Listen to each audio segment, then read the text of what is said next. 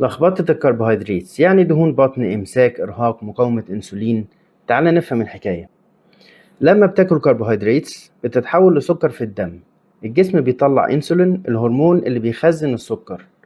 السكر يدخل جوه الخلايا علشان يبقى طاقة، وكمان بيأثر على مودك من خلال هرمون السيروتونين. لو الكربوهيدرات بسيطة أو مكررة وما فيهاش ألياف، النتيجة بتكون إمساك وانتفاخ. أما الكربوهيدرات المعقدة زي الشوفان والعدس مليانة ألياف، بتنظم الهضم وتخلي بطنك مرتاحة.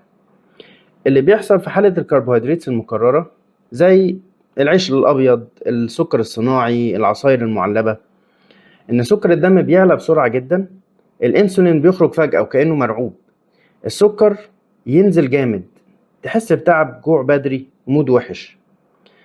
الكراش اللي بيحصل ده بيرفع هرمون التوتر الكورتيسول، فنومك بيتلخبط ومودك بيتقلب. لما بتعمل كده طول الوقت، طلوع ونزول، الجسم يفرز انسولين زيادة، الخلايا تبدأ تطنش، مقاومة الانسولين، وده معناه تخزين دهون حوالين البطن وخطر السكر النوع التاني.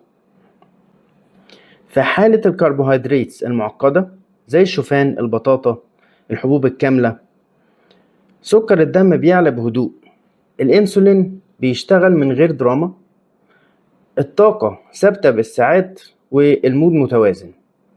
الكورتيسول بيفضل واطي، فنومك بالليل بيكون كويس. الخلاصة مش تلغي الكربوهيدرات خالص، ولكن تختار الصح، يعني رز بني بدل الأبيض، شوفان بدل الكورن فليكس، فاكهة كاملة بدل العصير.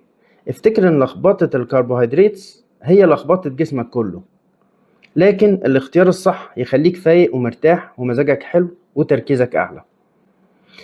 الفيديو جاي إن شاء الله عن البروتين وليه من غيره دايما بنحس بالجوع.